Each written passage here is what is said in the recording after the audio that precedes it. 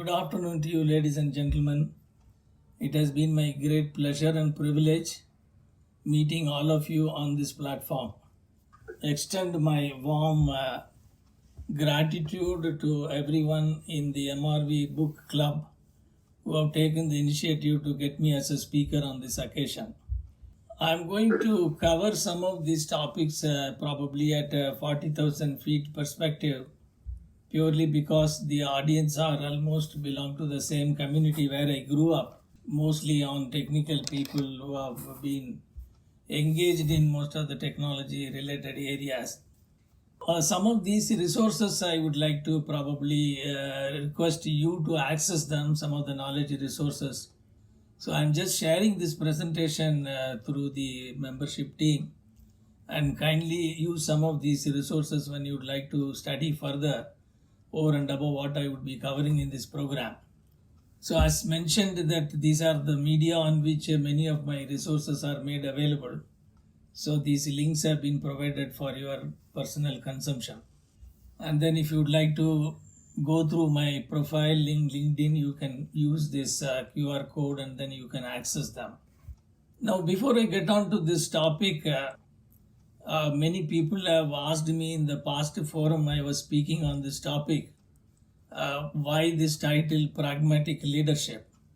And many of the time the title is compared with many of the books that have been published from the Western leaders who have been very keenly interested to bring the concepts of leadership. I'll take few minutes to cover that, and then I will give you excerpts of this book as we go along.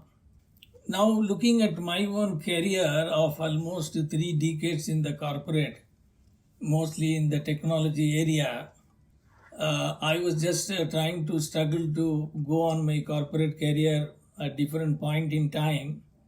And then that was one of the reasons that I was motivated to bring about my own corporate career experience in this particular book, which I will cover briefly as we go along. And also, as I was given my profile, that I am very keen observer of life as a whole, both from the spiritual point of view as well as on the practical aspects of life. So this was one of the motivation that I thought I should bring a Oriental perspective for leadership rather than the Western way of looking at leadership. So looking back into my career, as I have shown in this particular slide, I grew up in a technical discipline as it was described in my profile, mostly in the area of product development and technology. And then I could come up to the level of a CTO. But looking at the career profile at the later part of my corporate career, I could not get into a business leadership career. This transition was found to be difficult for me to transition from the technology stream to a management stream. And then when I started my consultancy profession, I realized that there is a lot of management related competencies I have missed over a period of time. So I thought that it may be a good idea to bring about my own life experience in the form of a book, and I titled this as a Pragmatic Leadership. And going along, I will explain why I chose this title and what is going to be the content of this book. So the main aim is many people become experts, but they miss the career of business leadership. So this is one of the main aspects that prompted me to write this book. Coming to the research I was carrying out in 3 different spheres of my life. One is on the science of management, being a management consultant for more than 2 decades now. I have been spending a lot of time in understanding the science of management. And because of my curiosity, I used to do a lot of research on the science of spirituality and also the human psychology. Almost a decade or so, I was researching through certain resources to understand how the human psychology works. So when I found that there is a congruence between the management way of looking at it, spiritual way of looking at it, and human psychology, I thought that I should bring about a kind of a cookbook reference document which might help many people who are getting stuck in their corporate career at some point in time. So that is the background on which this book has been written. And during the course of my almost 2 decades of consulting over the various countries, I was inspired by social leaders like Nanaji Deshmukh. I had the privilege of working with him in many of the social organizations. Mr. Satish Jamdar, who was the managing director of Blue Star, and Chitra Ramakrishna, who was the chairman and managing director of National Stock Exchange. I had the privilege of working with them much more closely. In this book, you will find certain case studies of these people appearing at the various chapters in the book, which will give you some more insights how these people have really made use of their career profile for advancing in corporate life. Having said that, the leadership resources that many of us have the curiosity to know what is the real meaning of the word leadership. I think unfortunately in English there are certain words which have got a specific meaning, but there are quite a number of words don't have a specific meaning. Each one of us interpret it in our own way. So if you look at the Western world, leadership can be converted in the form of a model and theory. So most of us have gone through Reddin's model and 5B and various other aspects, situational leadership and so on and so forth. The Western way of interpreting leadership is essentially leaders are born. This is one of the paradigm. That means you must have an inborn qualities to become a leader. And strategic leadership incorporate what is generally referred as the leadership aspects. So that is what the Western way of looking at it. But when you look at the Oriental way, or particularly Indian paradigm is, you can use the human power. As we go along, I am going to bring about those perspectives. Human beings, by virtue of their creation, have got a lot of faculties. Many of them are untapped. And the leaders are self-developed as against the paradigm of leaders are born. So if you use your faculties in the right way, you will be able to move along on the various aspects of leadership, either in a corporate career as well as in the personal life. So I will cover some of these details as we go along. There is a significant difference in paradigm between the Western way of interpreting leadership and the Oriental way of interpreting leadership. Having said that, if anyone born and brought up in America, for example, the Western paradigm is die as a millionaire. That means amazing wealth is the only purpose of progressing in your life. A leader must be a boss who can command people. That means the most of these concepts have developed around these paradigms. Probably if you would have read the book written by Ishikawa a long time back, he has talked about how the religion is influencing these paradigms. And becoming superhuman being, what actually is considered to be a leadership there, maybe Jack Welch or Steve Jobs and people, extraordinary people, are believed to have become superhumans. So this is the way of looking at leadership in the West. But if you look at in the Eastern way of looking at it, that create prosperity for everyone is considered to be the main intention of leadership. You may find there is a bit of a dichotomy here. That means you don't need to become a powerful corporate or a political leader for you to lead anything in your life. And leaders are generally creating the future world. That means one of the mental obsession of the people who develop the leadership quality is generally not thinking about the past but predominantly looking at the future. And interestingly, I want to borrow the statement from Sadhguru, who says that being human is super. That you don't need to become a superhuman being. Being a human itself is super. I will touch upon some of these spiritual dimensions which are very important to bring the context of leadership in our discussion today. So having said that, some of these studies I went through had a revelations. Let me cover some of the revelations. One of them is, I took my own case. I grew up from a family of 11 children and then went through various struggles in the post-independence era. And then almost last 72 years, I have gone through several stages of development in my own life. Some of the revelations are that a human being is generally become a product of parental conditioning. If you would have probably read the book, Wayne Dyer has written many books. One of them is most interesting is Your Erroneous Zone. So if you read the book, you will appreciate that parental conditioning plays a very important role in our formation of our personalities. If a parental snobbish parents generally lead to children which are not very confident, etc. The second aspect of our personality formation happens on the social conditioning, the kind of environment in which we have grown. People grown in different countries are finally ending up with a different form of personalities. And then we have the educational conditioning. So I'll talk about a little bit on this. Probably some of my ideas may be a little bit radical and challenging, but nevertheless kindly stay with me to look at the way in which I'm developing this topic.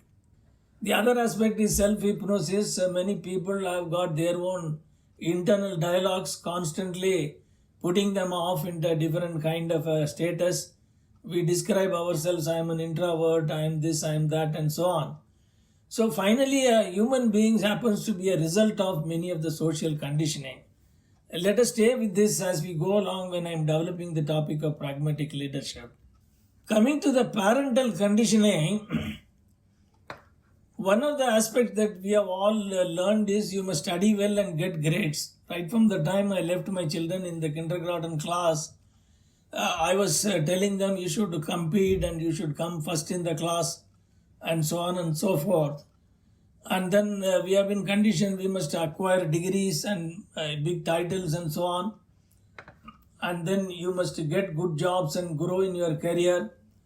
And you must earn more and more money and acquire assets. And finally, you must be socially recognized. I'm not talking about anything good or bad. I'm just trying to bring about how the human personalities are formed and then we get stuck in a different stages of our career. So finally, one of the way we look at it, we are what we possess, what we know, and how far we are famous in the society. Now, this is the basic program on which many of our life runs around, and everything that we do is coming from this motivation. So that's what we are saying is a parental condition. Let us look at it, how it is affecting our own career progression. The other aspect is the parental guidance is they only said what to do and how to do. For example, they said that you should not be laughing too often, because if you laugh too often, then you are going to cry.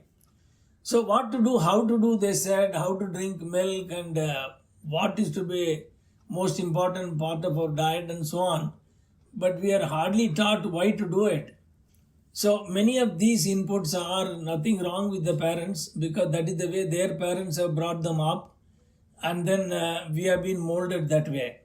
So we know what to do, we know how to do, but we don't know why to do. Now, coming to the educational aspects, this is the way I looked at everything in my life. We spent almost 20 years to 25 years in the academic institutions. I went to the most premium colleges. I did my engineering with the university rank from Anna University. Then I did my master's with the S grade from IIT Chennai, and all those kind of a thing I acquired. But if you really notice, of course, this may be sounding a little bit socially abrasive, but none of the life skills have been taught in the academic education. We were not taught how to listen and how to talk confidently, how to face an audience and articulate your thoughts. None of these aspects have been taught in our major educations, because vast majority of the educations were all various information inputs. And at the end of it, we find that we were taught only survival skills. Whether we were a caveman on those days or whether we are a modern, fully developed human being, what we have learned from all this social conditioning as well as our education is primarily how to survive. Probably what's wrong in that. As we go along, we will connect how this has affected our leadership capabilities. So finally, as many of us have seen, when the baby elephant is tied with a rope, it believes that when it has grown that it cannot break the rope, and hence these conditionings are so powerful. With the result, each human being have got a different personality, and then we continue with our life with those personalities, and then if anything good or bad happening in our career, we always blame the rest of the life, rest of the environment for our success and failure. So having said that, looking at the pragmatic way of all these aspects, now if you see the disruptive forces, as I have seen in my 70 years of human existence, as the years roll by, things are becoming more and more complicated. Industry 4.0, Bitcoin, and big data, and post-COVID has created enormous amount of paradigm shifts. There are lots of trade conflicts are happening in the economies and so on and so forth. That means way back in my youth ages and as well as today, it is going to become more and more complex to negotiate our competitiveness in life ahead. So having said that, now I felt that the pragmatic leadership should bring in a concept of how quickly we are able to change our own paradigms and how we are able to change our own habits, so that majority of our habits are becoming more constructive and helpful for progressing our career. So having said that, just to recall what Heraclitus said, change is the only consistent in life. Change alone does not change. So what I started doing during the course of my research, which I presented in the book, I went through the evolution of leadership. Let me give you some perspective on that. In the science says it's about 14 billion years. This after Big Bang, this whole cosmos is evolving. And if you quickly look at scientifically or spiritually, you will find there are mineral kingdoms where there is no signs of life, and then later on we have plant kingdom which are showing expression of consciousness as compared to the minerals, and then the later developments of animals which are showing much more mobility and expression of consciousness, and finally the creation of the human being. Now there is something really transforming dramatically in terms of the intelligence and the capability to orchestrate our own intentions. Like for example, say mineral has got an intelligence. We cannot say mineral don't have intelligence. And as we go along, the only creation of human being have been bestowed with the power of making choices. An animal cannot make choices. For example, a tiger cannot decide to become a vegetarian. So looking into all this, I'm just trying to bring about a new perspective for leadership as we go along. I just want to submit in front of you for consideration. Now, if you look at a typical animal kingdom, they have got 5 instincts within which only they can operate. The creation has not given them any higher faculty. They have drawn a bottom line and top line. Within the boundary only they can perform. They have no concept of past and future. According to spirituality, it says they don't even know they exist. And there is no diabetes or blood pressure or any other diseases that we are going through. Same COVID virus is comfortably present in them, but which is affecting the human life. There's something very important for you to consider these aspects when we come into the practical way of developing leadership. If you look at the human brain, the complexity of human brain that is evolved, which took almost 13.5 billion years for the nature to create such a complex gadget. And there are so many faculties are there which I will briefly mention. But how many of the faculties we are aware and how we are using them is the most important aspect of pragmatic leadership. Sadhguru always used to say that if you have not read the user manual, how can you use your equipment more effectively? So many of us are not even aware of the kind of faculties that have been bestowed on us.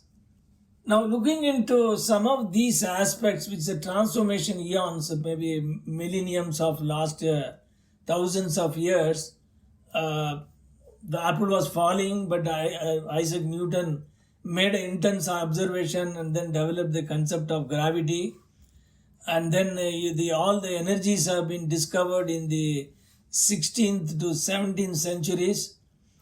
Before that, there was no idea about the nature's energy forms. And then all the gadgets have started coming from 18th to 20th century, which are becoming more and more complex gadgets, including automobile in 1906 and aircraft in 1908 and so on. And then the whole digital systems have come into existence. When I was a young boy, there was no computer. Today we know that the whole World Wide Web and Google information revolution. And going forward, I think the human beings using their faculties and attention to detail, they have created much more kind of things where the rest of the creations cannot do. So with the result, there are environmental pressures which are being created, that all the people around us are changing, systems are changing, technology is changing, and culture is changing, which is creating a tremendous amount of pressure. Today we cannot remain with our old paradigms and ideas and still remain competitive. So under these circumstances, what I found when I got stuck in my corporate career, I was mostly blaming all the external environments, and I was not willing to do introspection and make a change in my own personality. Yes, somebody has defined what stupidity is all about. Stupidity is defined as following the old process and expecting new results. It's a beautiful way of change management, of understanding. And prosperity is the result of change. Now we are talking about electric vehicle, and no one thought that the petroleum will become obsolete so soon before even the resources can get exhausted. And human beings want prosperity, but they don't want to change. So it is very important aspect to appreciate on the pragmatic leadership. On a continuous change is the mandatory part of our evolution. Having said that, if you look at the last 200 years or so, people belong to three categories. One, they become the victim of change. Today, no one can say, I will not use a smartphone. Irrespective of the education level, everyone today you find them having a smartphone. You cannot be a victim of change. And there are people who are onlookers of change, that they don't know what change is happening, but the moment change happens, that at least they make an observation. And there are set of people who are becoming the reason for change. So it is purely a human choice whether you want to belong to which category. Definitely no one would like to become a victim of change. So having said that, human beings belong to 4 quadrants here, as I have shown. On the x-axis you will find what to do for me to adapt myself for growth. Either they belong to don't know category or they know category, or how urgent it is to change. Sometimes we may be not aware of it, sometimes we may be aware of it.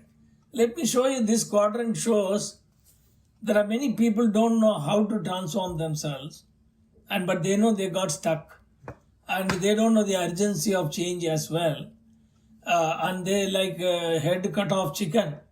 So that's the state where they are. But some people, they know that what is to be done, but they are not recognizing the urgency of change.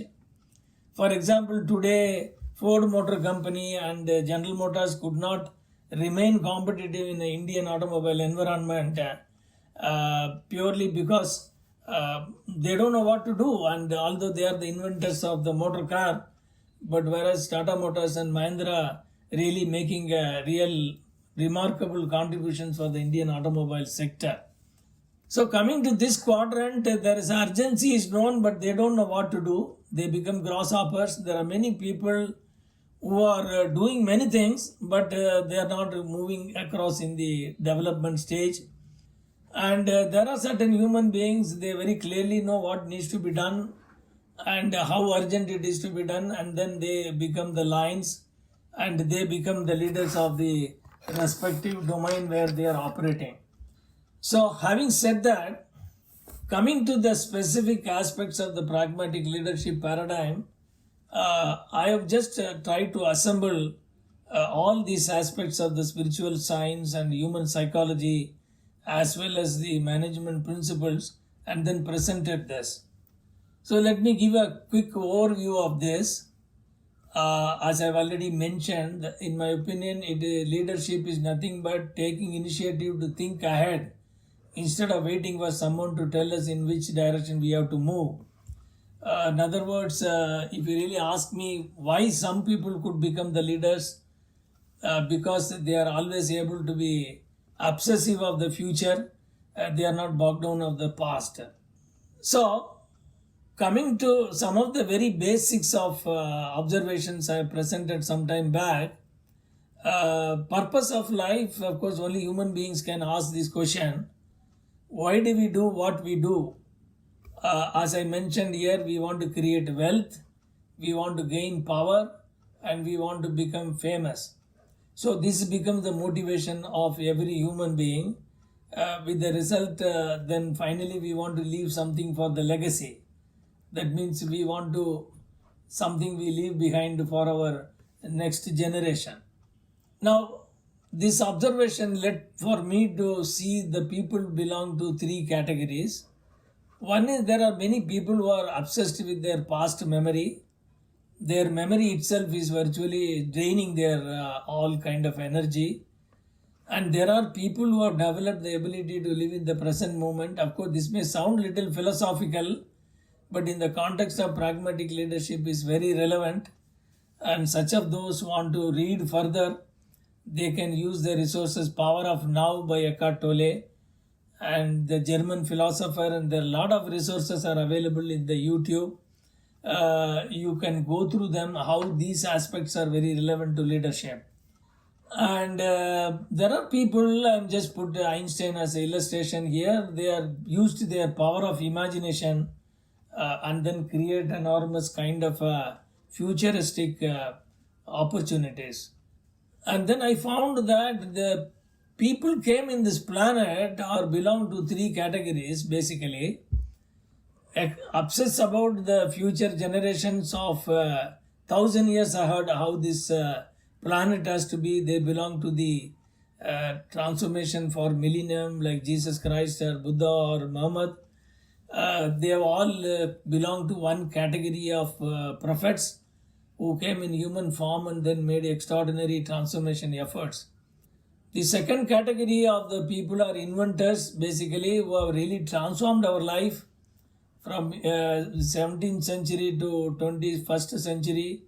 We find there are people who have brought an enormous amount of breakthrough transformations, who are also human beings. That means there must be something different in them. And the third categories are the corporate leaders who have really made great institutions. Jack Welch or Steve Jobs. In India, we have Tata family as well as Mahindra's family and so on. So they are all human beings, but why they have done something differently, I would like to cover few aspects and then answer some questions that may come in your mind. So every human being has got three aspects. One is the self-actualization. That means we want to manifest all our capabilities. Parental conditioning and social pressure. These are all working at the back of our subconscious for us to do anything that we do. But coming to the specific aspect of leadership, essentially I have not assumed a leader means he is having a lot of authority and then he is the top management of the organizational corporate hierarchy. No, even a clerk can be working with the leadership mentality, or even a CEO can work with the workers' mentality. So it's the state of mind in which we are operating what really matters as far as the leadership is concerned in the context of pragmatic leadership. Now here many of the skill sets I have already mentioned which are required to groom ourselves as a leader. Unfortunately, they have not been taught either by the social scenarios or education, etc. With the result, human beings belong to two categories. Some of them are very positive outlook. They have got a high level of self-esteem. They have got a good people management skills. they've got a good comprehension, application skills, and so on. On the other hand, we find people who are pessimistic, poor self-management and lack of social skills, inadequate learning quotients, and so on and so forth. Only in the higher end of the creation, we find there is an extreme kind of formation of people with different attributes. Having said that, we find there are people in my own career life as well as in corporate consulting. I find people, some of them have become the great leaders at a very young age, and we wonder sometimes why they are different and what are they made up of. So this is what has led me for further studies, and they were not domain experts. Essentially, they didn't know much about the technical aspects, but they were having a different kind of capabilities. They are basically an integrated personalities.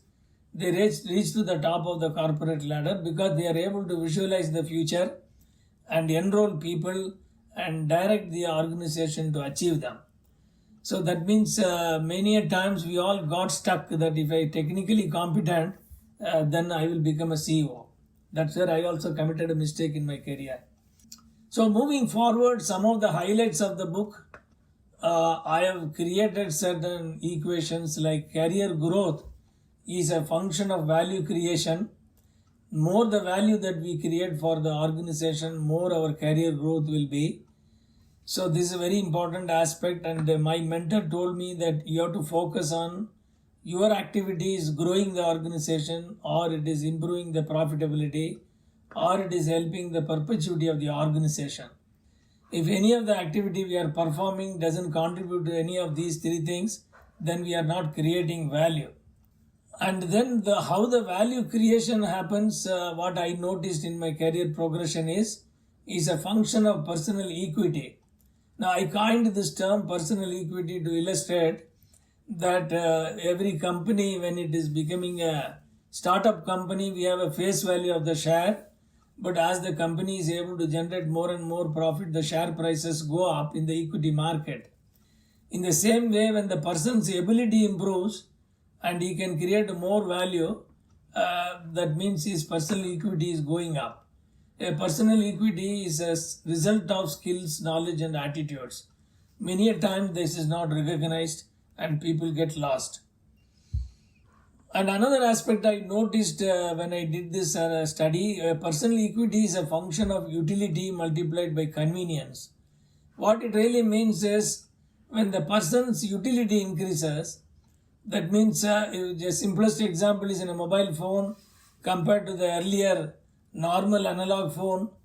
You can only make and receive call, but whereas the mobile phone has got thousands of utilities.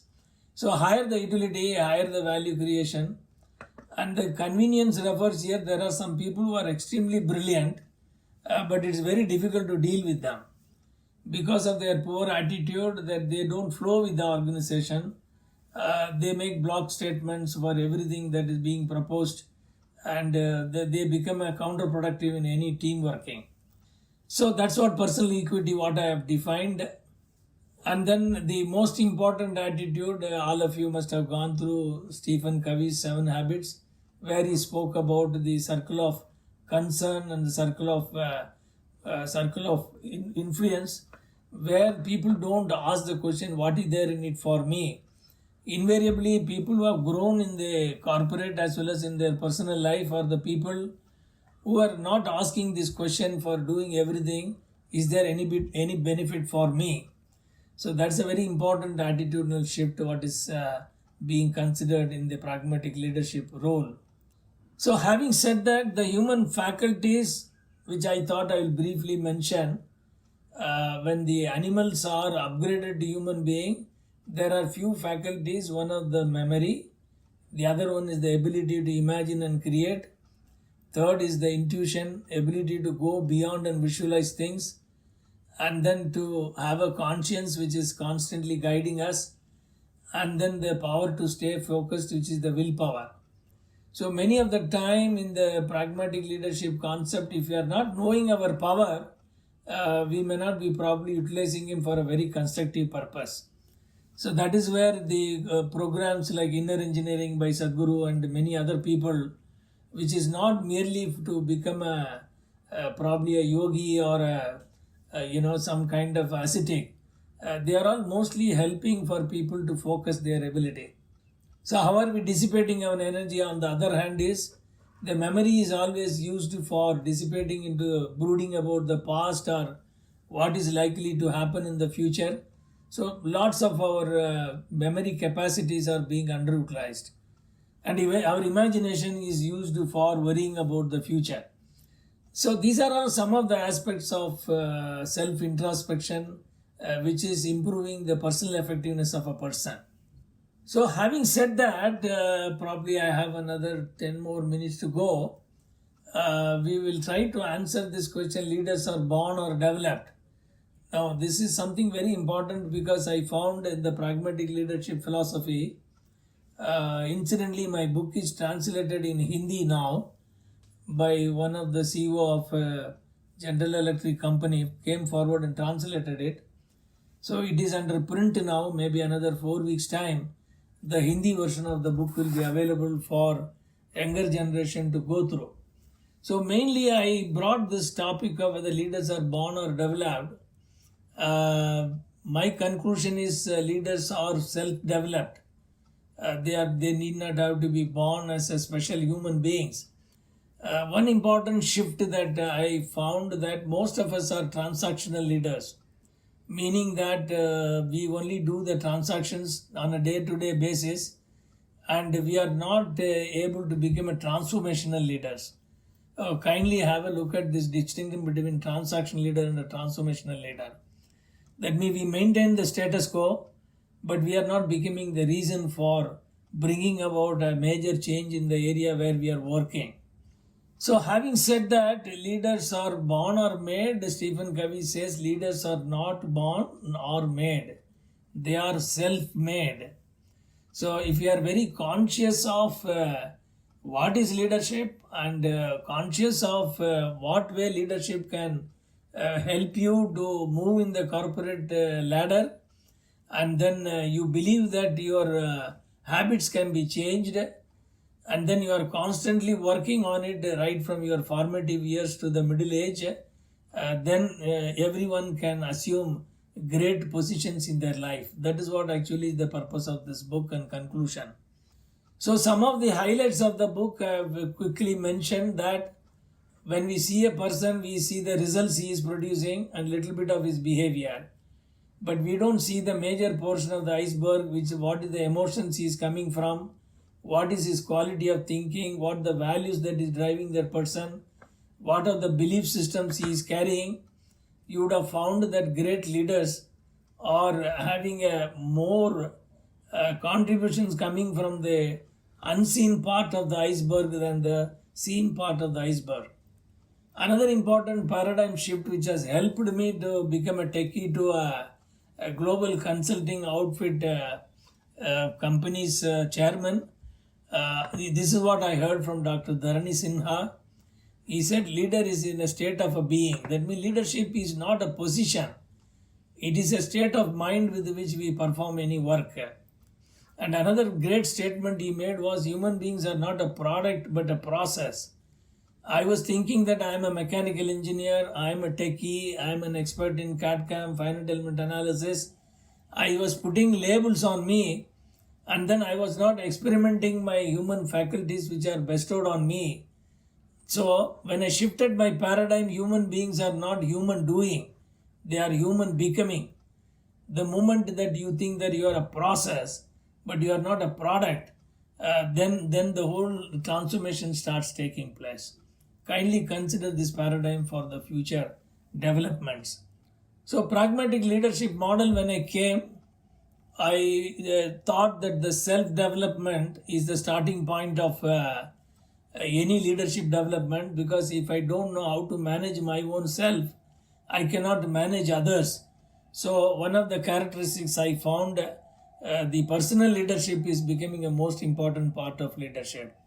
As a part of the pragmatic leader, in my book I have covered some specific tips and case studies how to groom your personal leadership. The second aspect is I was also getting stuck in my middle age. I had difficulty of working with the team and becoming a more convenient utility of resources for the company. Many people have not understood why they are not able to grow because of their inadequacy in team leadership skills, which I covered in the book in a more detail. And there are many people become functional managers, but they could not go beyond in the executive leadership career. That is because they had a difficulty in transitioning from personal leader to team leader, from team leader to corporate leaders, because the skill sets are entirely different for transitioning from a functional manager to a corporate business leader. So I have covered these aspects very clearly in my book. So another interesting part in the book, I just split the skill sets into three categories. If you look at this diagram, it looks a bit complicated but very easy to appreciate. That means there is a technical skills. Most of us are very clear. That means I need to know more and more about product design. When I was a product designer, I want to learn about how to design a gear and how to design a helical spring, how to design a torsion spring, and so on and so forth. My predominant effort was going in developing my technical skills. But later on, I could not transition in my career because my people management skill was not very good. And then later on, the conceptual skills. Now, what is the difference between a conceptual skill and technical skill is? Conceptual skill is visualizing our unborn future and trying to believe that that future can be created. If you look at this diagram, in the lower level of management, somebody joining as a graduate trainee, technical skill becomes very important. You see this much of area is falling in this particular technical skill area, and the small portion falls in the people development area, people management area, and some part is falling in the conceptual skill area. But when you become a middle level manager, functional head or something like that, the technical skill has come down considerably, because you will have more people to do the work once you delegate them. But people management skill is increasing, your conceptual skill is increasing. But when you come to the top management CEO of a company, you will have hardly any technical skill requirement because you are not going to do anything yourself. But your people management skill has to increase and the conceptual skill has to significantly increase. So I just mapped this to illustrate that people had difficulty in transitioning from one skill set to another skill set. Please consider this in the course of your further development. So in other words, IQ, all of us know that the technical skill requires IQ, people management skills requires emotional quotient, and learning skills are very important. Many people stop learning beyond a point. RQ stands for relationship quotient, that comes part of the people management, and the conceptual skills are value driven, that becomes a spiritual quotient. So I felt that one has to have a balanced development of all these quotients in their life. So the other important aspect is as the person grows from an individual to team leader to organization leader, the contributions increases up to a certain point. Then when you become a team leader, then the contribution increases further, because there are many people are working under us. We are properly managing them. Our contribution goes up. When you come to an organization leader, your contribution goes up further. So this transition is not happening. Many people get stuck that they are very good individuals, as Peter Drucker said, that if you promote a very good tool room fitter into a tool room foreman, you are losing a very good tool room fitter and creating an inefficient tool room manager. So it's very important to understand that some people are very good as individuals, but they are not very good as team leaders, and they are not very good at the organizational leadership because they get stuck with their own functional discipline.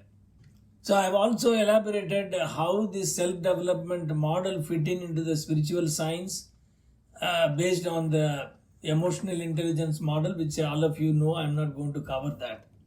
So on the personal leadership skills, I have spoken about the Benjamin Franklin's 11 habits, and there are a lot of videos I have covered explaining these things, and I have given the link for the YouTube video which is available in the public media, and whenever you find time you can go through those videos every one of the habits I have explained how the principle centricity can be developed. I have also spoken about how do you shift from your intrinsic motivation, which we are mainly focused on extrinsic motivation. Then somebody outside us will motivate us. It's very difficult for shifting from extrinsic motivation to intrinsic motivation.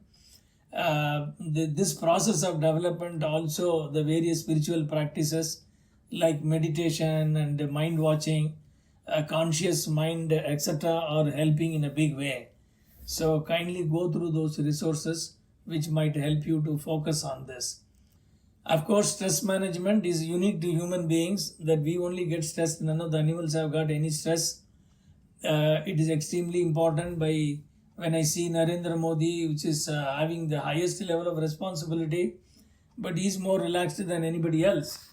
So it is not the external environment causes the stress. Our inability to negotiate with the external environment makes the stress. So if you are already stressed for what current responsibility and you don't want to grow, probably you will have to review your opinion. And about contribution, of course, only those who are willing to make a contribution to mankind and the company at large, they will make a difference. Of course, there is learning quotient, a quick quote here: there is no wealth like knowledge and no poverty like ignorance. There are quite a number of such Buddha's quotes which are giving clarity on how we need to move on. In the case of team leadership, of course, I don't need to cover in detail because many of you must have gone through many of these skill sets. So I will quickly run through these slides. And then managing change becomes very important, because if we can't manage change within our own self, we cannot manage change outside. And organizational leadership is becoming more and more imperative. I've just shown that 2/3 of the population in the world, which is about 6 billion people, 5.5 to 6 billion people, are contributing only 20% of the wealth. But whereas the rest of the human beings, which are about 2 billion people, are contributing to the rest of the 2/3 of the wealth. So that means there is a significant difference in the attitude, the processes, and our own outlook, everything which requires complete revision. So having said that, the summary is pragmatic leadership is bringing a step change in our own performances, which require some of these skill sets I have discussed in this book. So that means we need to change the structure, system and culture. We cannot directly change the culture. We need to change the structure and system of our own habits in life, which will eventually create a different kind of output. So finally, just to quickly mention about the summing up, when you are going higher in the ladder, you will become almost a loner. As McNene, when he took over Boeing, he said, after all, there is only one of me and 160,000 of them. That means it amply explains that leadership is a bigger responsibility, where we are thinking ahead of time, and then we are enrolling everyone in the organization where we are working, and then creating something better future for everyone. So I will stop here, and then probably if there are any questions or any opinion sharing, I would be too happy to be part of it. Thank you.